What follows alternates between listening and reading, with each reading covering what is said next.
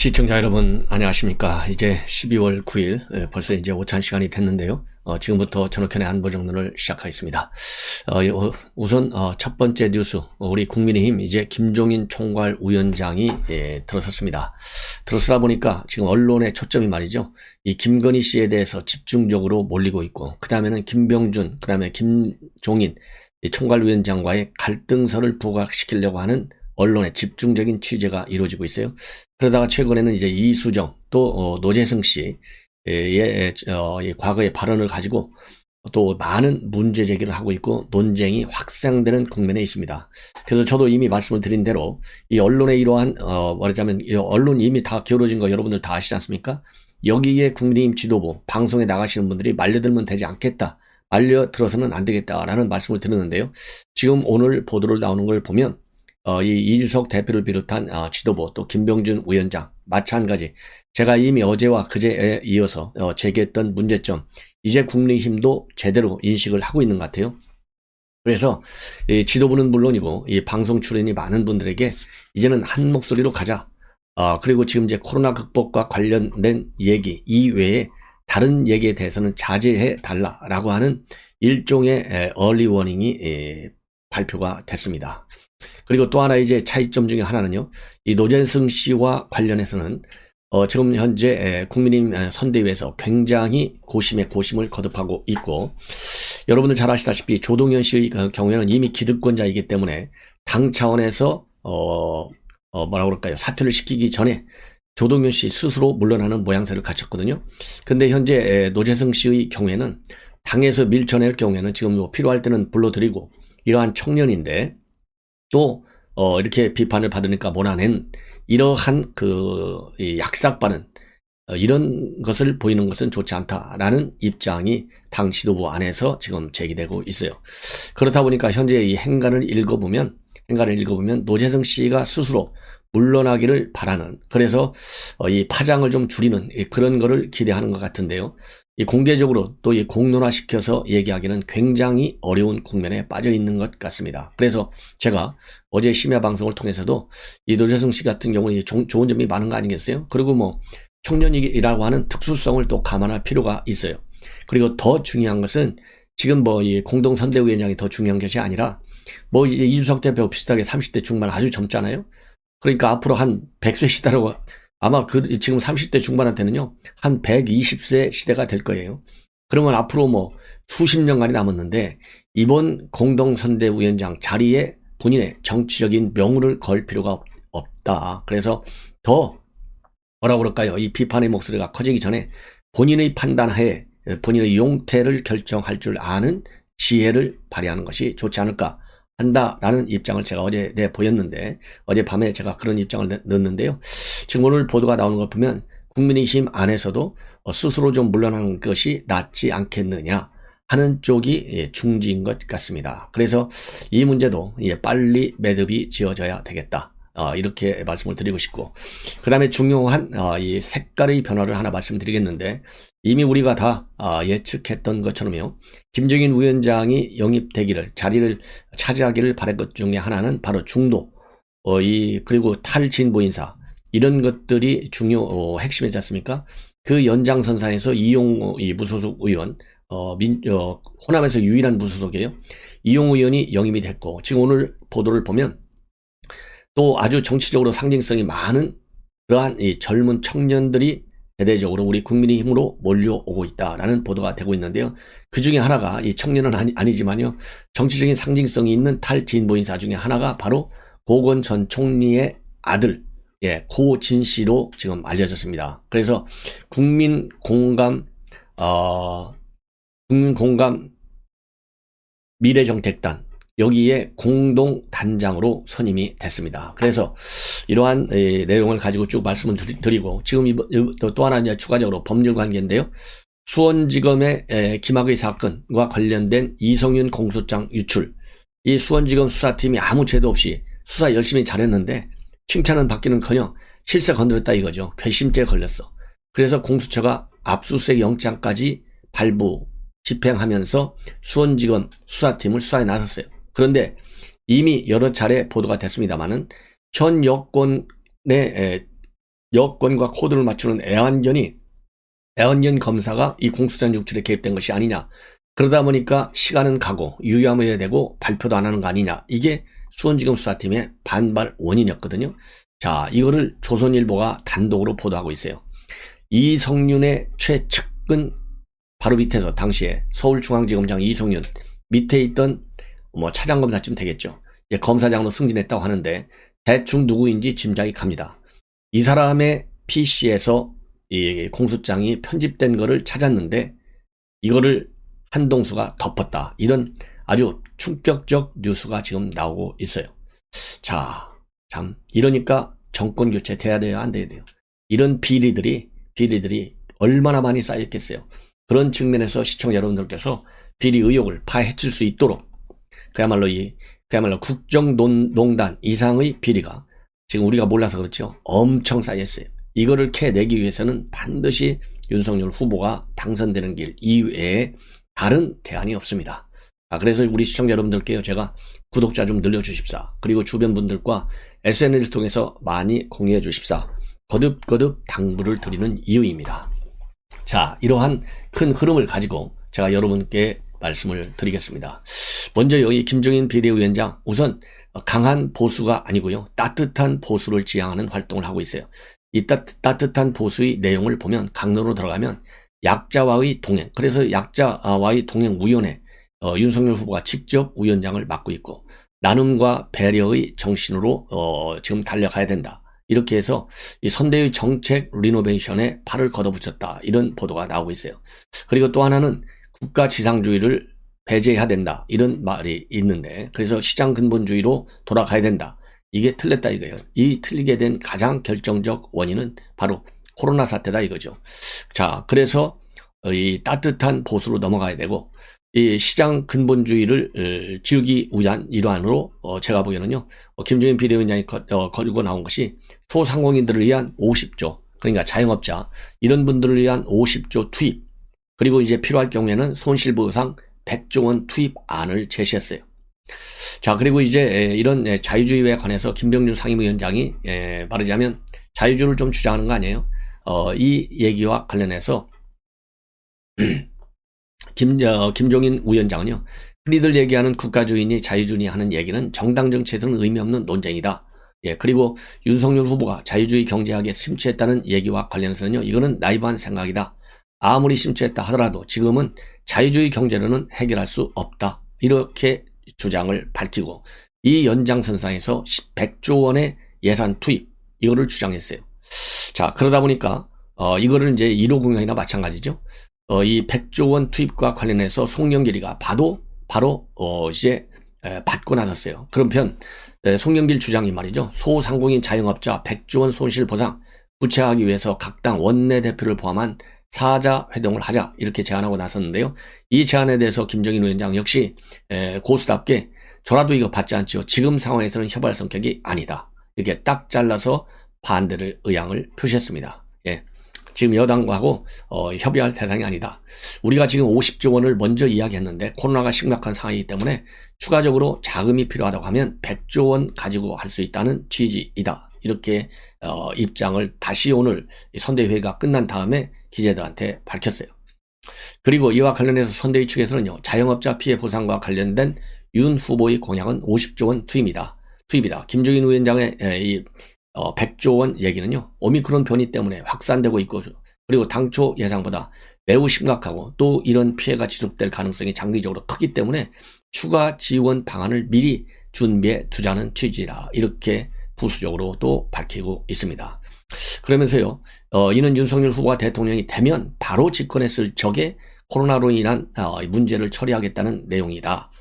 그래서 새로운 정부가 들어서서 수행해야 할 예산이 필요하다면 국민의힘은 그때 가서 이야기할 것이다. 그러니까요, 지금 이재명이가 뭐라고 그랬어요? 이재명이도 어제 그랬잖아요.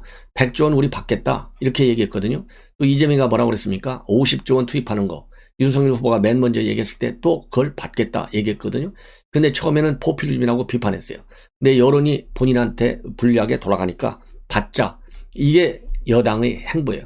여당이 정책적인 선견 제명이 전혀 없어. 예, 기본적으로. 이 얘기는 정책 구사 능력이 없는 거예요.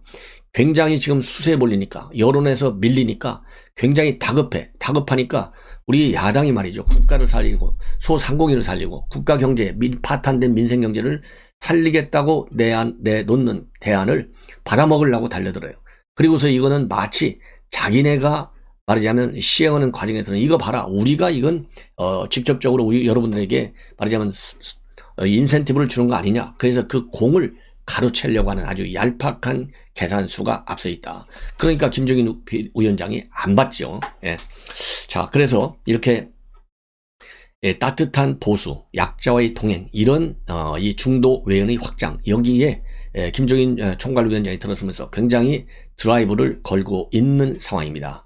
그렇기 때문에 약자와의 동행 차원에서 윤석열 후보가 엊그제 이제 어디죠? 홍대 그쪽에서도 가서 방범 활동도 하고 말이죠. 그리고 범죄 피해자들의 트라우마 이거 방치되어 있는데 이거 반드시 예방은 물론이고 피해자 이 재활을 위해서 많은 지원을 하겠다, 이런 입장을 지금 표명하고 나선 상황입니다. 자, 이러다 보니까 말이죠. 지금 현재 메시지들이 갈팡질팡하고, 조금 전에도 말씀드린 대로 이수정 이런 사람들 얼마나 방송에 많이 나와요. 패널 정책 그만하라. 제가도 얘기했잖아요. 이거 이수정한테 모든 초점이 지금 맞춰지는 거예요. 예를 들자면 또 김건희 씨한테 초점이 맞춰져. 윤석열 후보의 메시지, 김종인, 그 다음에 이준석, 그 다음에 김병준, 이런 말하자면 선대위 책임 인사들의 메시지가 우리 국민들한테 전달이 돼야 되는데요. 엉뚱한 내용으로 지금 초점이 흐려져요. 그리고 이거를 본인의 정치적 이해관계를 우선시해가지고요, 매일같이 어른들한테 똑같은 얘기를 반복하는 또 인사들이 있어요. 이런 분들도 따끔하게 누군가가 경계 사인을 줘야 되겠다. 제가 누구랑은 발표하지 않지만 이거 문제가 많아요. 지금 은근슬쩍 이런 데 편승해갖고요, 자기 정치하는 사람이 있어요. 여러분들 다 짐작하실 거예요. 이런 사람들 자제해야 됩니다. 지금은 자기 정치할 때가 아니에요. 윤석열 정치를 하라. 딱 이길 이외에는 다른 대안이 없어. 목소리를 말이죠. 목소리를 본인의 공로를 이렇게 돌출적으로 제기하고 부각시키지 말고 모든 좋은 점, 이거는 윤석열에게로, 그리고 조금 우리가 비판성이 있는 것은 모두가 책임져서 분산, 그야말로 책임을 나누는 걸로, 이렇게 해야만이 정권 교체를 바라는 우리 국민들에게 상심을 주지 않는다. 이 점을 저는 지적하고 싶어요. 이러다 보니까 제가 지적한 대로 이준석 대표가 오늘 제대로 말 한번 했어요. 오래간만에. 뭐라고 얘기했느냐? 코로나 대처를 철저하게 주요 메시지로 삼아달라. 다른 메시지는 자제해달라. 이렇게 얘기했어요. 여기서 다른 메시지가 뭐예요? 이게 김건희 씨 같은 메시지예요. 그리고 김병준과의 갈등 같은 메시지예요. 그리고 김종인 위원장 영입하는데 내가 공을 많이 세웠다, 이런 거 부각시키지 말라는 메시지예요. 정신 바짝 차리기 바랍니다. 예. 자, 그래서요, 오늘, 이렇게 지시를 하면서 윤석열 후보께서 지역 일정을 하면 저희는 정책적 행보를 뒷받침하는 게 중요하다. 지역 조직에서 후보가 하는 지역 행보가 조직 각각에 전파되도록 유의해달라. 우리가 컨셉으로 잡은 거는 후보가 낮은 곳으로 임하겠다는 자세이니 지방을 가더라도 후보가 지금까지 잘 안 간 중소도시 위주로 일정을 짤 예정이다. 그리고 내일부터 공직후보 자격시험과 관련해 역량 프로 강화에 대한 동영상 강의 촬영을 시작한다. 제가 1강으로 당헌 당규를 설명하는 걸 촬영한다. 이렇게 되어 있는데요. 이것도 지금 전쟁 중인데, 아직 전쟁 중일 때도 공부해가면서 전쟁을 잘 해야 되겠지요. 그러나 전쟁할 때는 전쟁 공부만 해야지, 내 혼자 살겠다는 문 닫아놓고 방에서 머리채 박고 공부하는 거, 이거 여러분들 이해가 갑니까? 글쎄요, 제 수준에서는요, 저도 공부 아주 못하지는 않고 저도 공부를 좀 해봤는데 이거 맞지 않다. 지금 윤석열 후보의 정책 공부를 해야지 당헌 당규를 제1강으로 한다 이거예요. 물론 당헌 당규 기본 사항 중에 하나죠. 네, 그렇지만은 지금 이렇게 공직 후보 자격 시험을 따는데 시험을 봐야 되냐? 윤석열 후보 공약 시험을 봐도 지금 시원찮아요. 제가 보기에는 이거 조금 문제가 있다. 저는 그렇게 봅니다. 그리고 김병준 위원장도 한마디 했어요. 요즘 취재 열기가 상당히 뜨거운데 각자 선대위에 소속된 사람, 안팎에 계신 분들이 이런저런 이야기를 하는 과정에서 오보가 많거나 앞서가는 이야기들이 보도되고 있어 조심해야 되겠다. 이런 우려를 표명하고 있습니다. 프레멘했어요. 그리고 잘못 보도가 나가면 국민에게 신뢰가 떨어지니 정정하고 즉각 해명하라. 확인되지 않은 이야기는 확인하면서 이야기하는 게 필요하다. 이렇게 입장을 발표했습니다. 자, 뭐 여러분들 제가 추가적인 설명 안 해도 다 아시겠죠? 예. 그리고 이제 노재승 공동위원장 아주 지금 난감한 분위기다. 그래서요, 이 여러 가지 논란 때문에 책임지고 사퇴하는 모습을 보여야 한다는 의견이 지배적인데 청년 몫으로 발탁됐기 때문에 굉장히 다들 조심하고 있다. 그래서 이 조절, 그야말로 이 힘을 조절하는데 많은 애를 먹고 있다. 예. 왜냐하면 그야말로 이 젊은 청년이 한 발언을 정치적으로 어디까지 문제 삼아야 하는지가 굉장히 어렵다는 겁니다. 예. 자, 그래서 김종인 총괄위원장도 오늘 선대위가 끝난 후에 기자들하고 만나서 현재 그 문제를 어떻게 처리하려고 준비하고 있는지는 잘 모르겠다. 정확히 말씀드릴 수 없다라고 하면서 일체 답변을 안 했어요. 비공개 회의에서도 아예 언급이 없었다고 합니다. 오늘. 예. 자, 그래서 수십 명이 둘러앉은 자리에서 터놓고 논의하기에는 굉장히 부적절한 문제를 보고 있고 서로 눈치껏 시시하는 분위기이다. 그래서 거치 논란 민감하게 다루는 것은 무엇보다도 노재승 위원장 본인에게 당장 스스로 사퇴할 의사가 없기 때문으로 알려져 있습니다. 그리고 자칫 잘못하면 강제로 끌어내리는 모양새가 될 경우에는 2030 지지층이 돌아설 수는 있다는 우려도 깔려 있다고 합니다. 그래서 어제 노 위원장에게 우회적으로 자진 사퇴를 권유했으나 받아들여지지 않았다. 그래서 본인 용퇴만을 기다리는 상황이다. 이것이 복수의 선대위 관계자가 밝힌 내용입니다. 그리고 이양수 수석 대변인도요, 오늘 본인 여러 가지 염려와 지적을 고려해서 심도 있게 거치 문제를 고민하고 있는 것으로 알고 일단은 본인에게 판단을 맡기는 것이 도의일 것 같고 모든 가능성은 열어두고 있다. 여기까지 나왔습니다. 그리고 권성동 사무총장도 사과하고 새로운 뭔가 마음으로 한번 해보겠다는 청년의 청을 들어줘야 하지 않겠냐. 기성세대가 필요할 때 불렀다가 필요 없어지면 그냥 자르나 이렇게 반문하고요. 사람이 살다 보면 젊은 시절에 이런저런 실수도 할 수 있는 것이다. 앞으로의 인생이 창창하게 남아있다. 이렇게 밝히고 있어요. 자, 한번 기다려 보시죠. 자, 그리고요, 이번에 이제 호남에서 유일하게 무소속으로 있던 이용호 의원이 공동선대위원장에 임명이 됐고 오늘 처음으로 이 회의에 참석을 했습니다. 자, 이 회의에 참석해서 한 얘기를 보면요.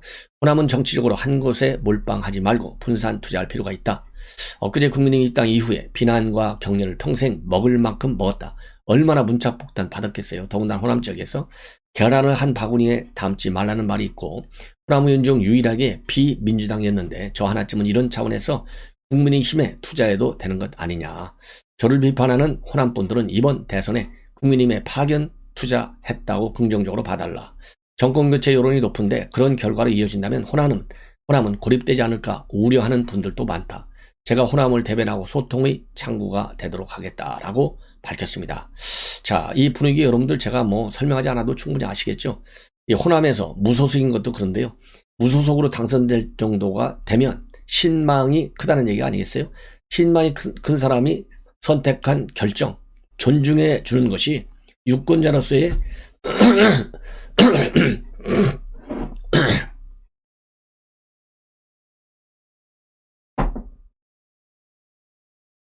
죄송합니다. 신망이 큰 사람을 일단 뽑아줬으면 뽑아준 사람의 정치적인 의사 결정을 존중해 주는 것도 유권자로서 갖춰야 할 기본적인 예의에 속한다고 저는 봅니다. 그런 의미에서요, 이 폭탄 문자, 폭탄 전화 얼마나 많았겠어요. 예. 그래서 이용호 의원이 처음부터 나는 어려운 길을 택하기로 결정했다고 되어 있잖아요. 예, 어려운 길. 그래서 그 용란을 높이 평가하고, 이 호남 지역에 계신 분들도요, 저도 뭐 호남 지역에 뭐 아는 분들 굉장히 많습니다. 그런데 호남에 계신 분들도 이렇게 몰빵 투표하는 것을 자제해. 아니, 문재인 정권이 이렇게 국민의 한 60% 정도가 부정적으로 보고 있잖아요. 그리고 정권 교체를 지지하는 여론이 정권을 유지하는 여론보다 한 20% 정도 높지 않습니까? 이 도도한 민심의 흐름을 이제는 호남에 계신 유권자 분들도 냉정하게 생각할 때가 됐다. 그리고 우리 대다수 국민들이 호남 지역이 아닌 분들도 5.18 민주화의 상징성을 굉장히 중시하고 있지 않습니까? 그래서 호남 지역이라고 하는 유권자 하나의 집단으로서도 이제 집단 지성을 발휘해달라라고 저는 요청, 당부의 말씀을 드리고 싶습니다. 이제 몇 가지만 더 말씀을 드리겠습니다. 윤건영 복심이죠. 제가 어제 심야 방송에도 했는데 오늘 또 방송에 나와서 어제 밤에 제가 보도했던 내용과 똑같이 이제는 문재인 곁에서 떠나려고 하는 것 같아요. 그런데 이게 윤건영의 머리에서부터 바뀌어서 나오는 말의 생각의 전환인지, 말하자면 이게 문재인 대통령 배신 때리는 거죠. 먹을 만큼 이제 4년 먹을 건데 이재명이가 만약에 되는데 이재명 편 들어야죠. 그래서 보험 드는 발언이 아닌가 하는 생각이 들어요. 왜냐하면 민주당에서 나름대로 이렇게 이 윤건영은 복심 중에 복심이잖아요. 이런 사람이 이렇게 돌았을 때는요, 뭔가 정치를 이어가는 관계가 걸려 있어. 안 그러고서는요, 민주당 사람들이 하는 얘기를 믿을 수가 없어요. 다 그런 건 물론 아닙니다. 민주당 인사들 중에서 양심을 가지고 있는 사람들이 있지 않습니까? 근데 윤건영이는요, 저는 진실성이 없다고 봐요. 왜? 바로 엊그제까지만 해도 얼마나 문재인 대통령을 끼고 돌았어요. 탁현민, 그 다음에 문건영, 김남국, 최강욱 다 똑같은 사람들이잖아요. 맨 먼저 청와대를 차고 나온 사람이 바로 윤건영입니다.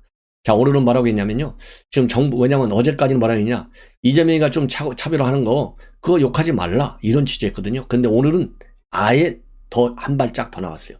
여당은 여당의 길이 있고 청와대는 청와대의 길이 있다. 각자 길을 가면 된다. 직격탄을 문재인 대통령한테 날리고 있습니다.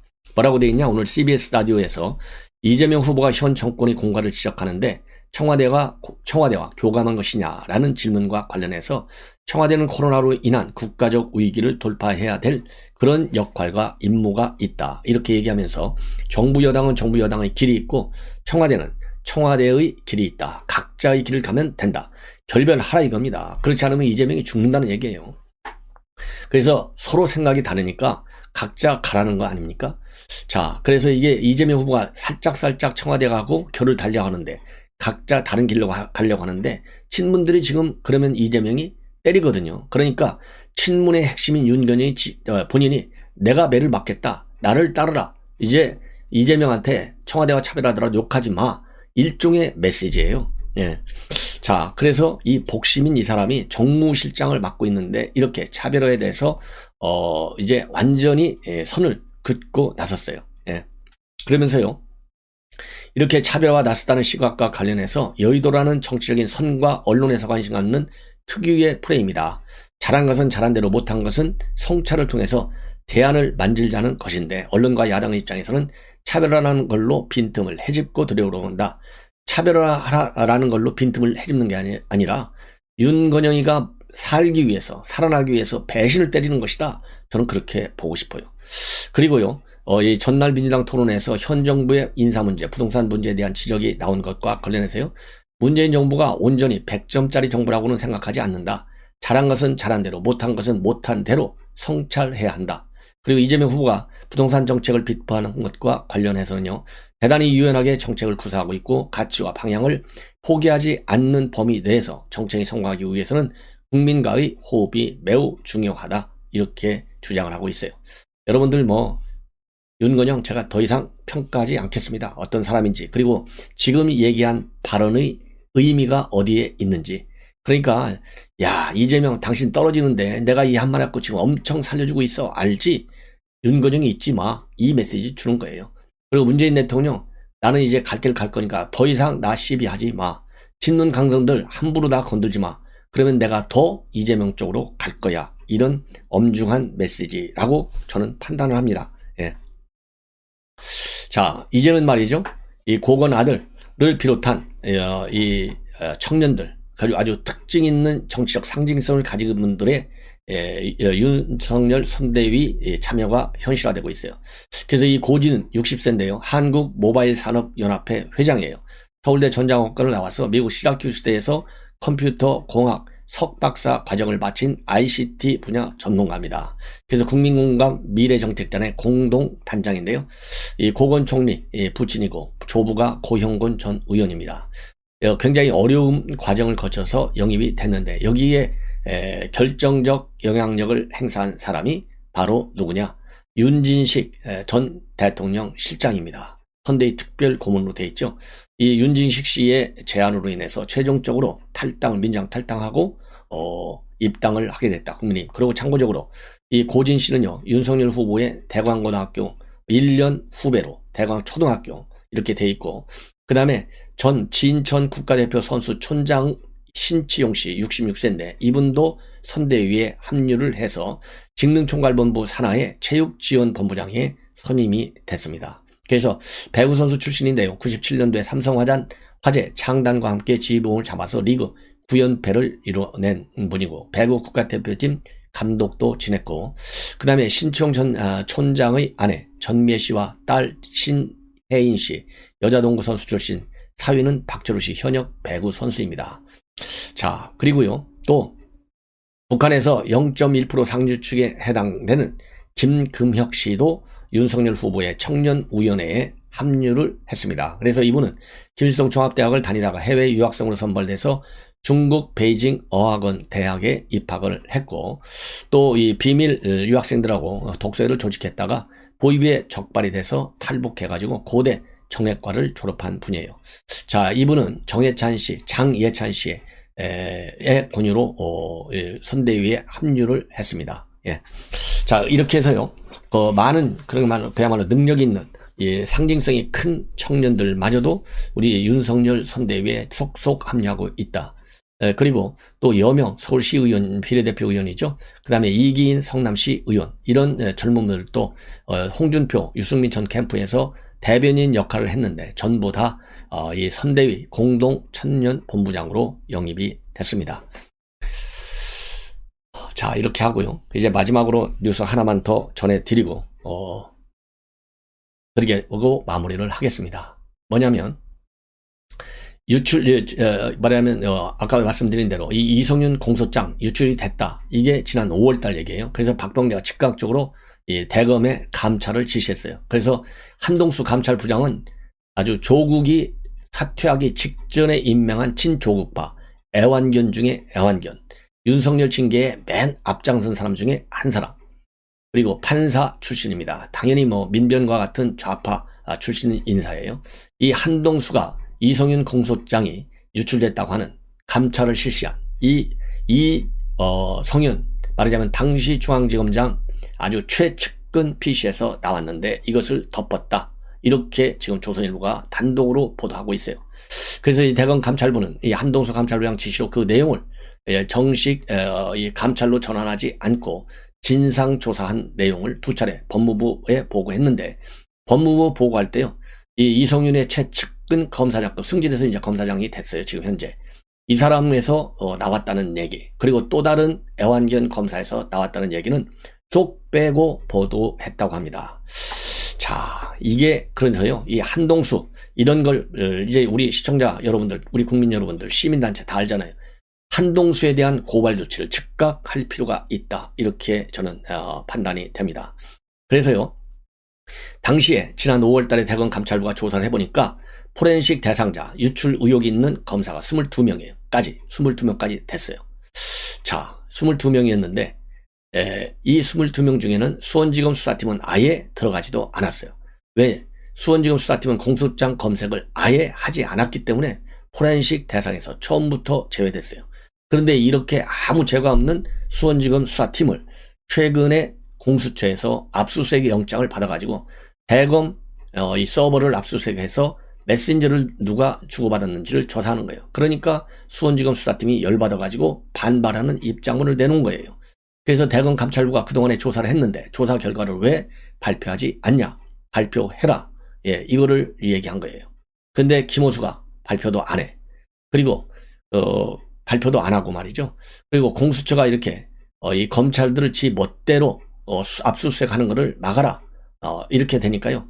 지금 공수처에서 수사하고 있기 때문에 자기가 개입하기가 상당히 조심스럽다.